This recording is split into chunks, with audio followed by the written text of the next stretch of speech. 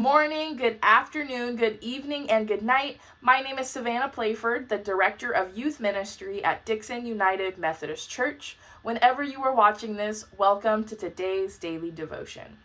This past week at our Sunday morning live stream, Pastor Kathy briefly mentioned Margaret Mary Alacoque and the devotion to the Sacred Heart of Jesus. Although this is a practice or tradition that is typically done by other religions, mainly the Catholic Church, there really is some importance here and symbolism that I think we all can get behind. So I wanted to jump in today and explain a little bit more about the history of Margaret Mary Alacoque, the symbolism behind the image of the Sacred Heart of Jesus, and why it is important and what we all can learn from it. So to begin, Margaret Mary Alacoque was born in France, and as a young child, it is said that she had such a powerful love for God. In fact, she spent most of her time reflecting in silence as opposed to playing with other children or playing with toys. As she grew up, Margaret became very ill and was confined to her bed for many years due to this illness. Instead of upset about being sick or her limitations, she prayed and prayed and prayed to God to heal her. And she said, "Lord, if you heal me, I will spend the rest of my life serving you." Not too much long later, she was healed. What a miracle, right? So as life continued, she had her eyes on the church and on the Lord and continued to serve him.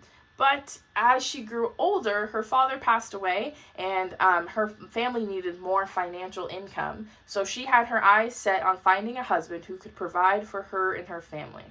So instead of spending the time doing things with the church like she had vowed, she was caught up in the busyness of life, oftentimes like we can.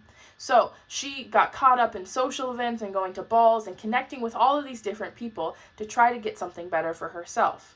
Does that sound familiar? A lot of times we get caught up in work and school and our relationships and all of these other things that sometimes church gets put on the back burner.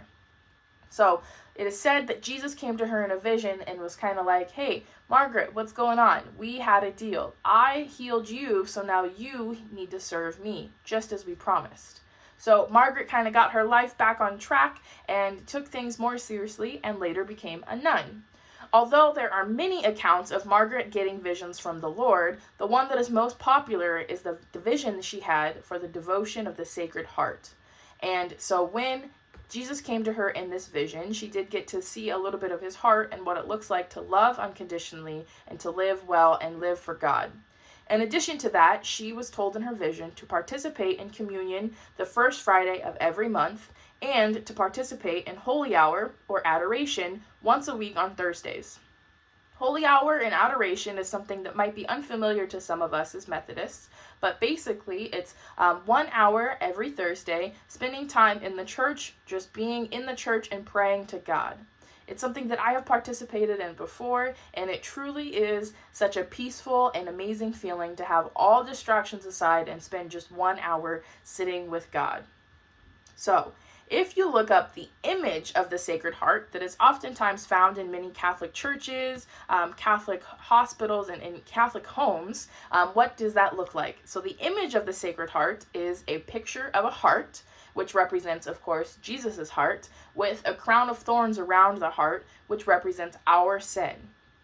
On top of the heart, there's an image of a cross coming down on top of the heart, which eventually rests on the heart, which really is God and Jesus coming down to earth and being in our hearts.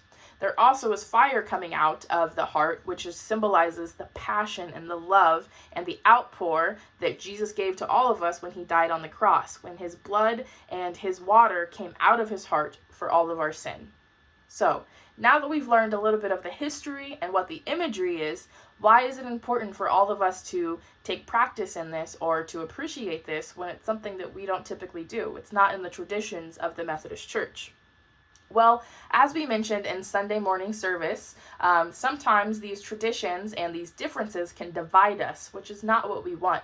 God calls us to love and appreciate everybody, right? So it's important that even if it's not a practice that we typically engage in, it's important to understand it a little bit more. So the importance of the Sacred Heart. Are we talking about an emotion or the physical organ of Jesus's heart? I think we're talking a little bit of both. So thinking of Jesus in his physical organ of the heart shows us that Jesus was human. He came down to earth as a human and felt what I feel and what you feel, and also lived in a way that is human. And that shows us that if Jesus can love others unconditionally, we can try and strive to get there as well, because he came down to earth in a human body with a human heart. Now, if we're speaking emotionally, because he had a heart, Jesus showed his emotions, desires, and compassions, just like all of us can do with our human heart.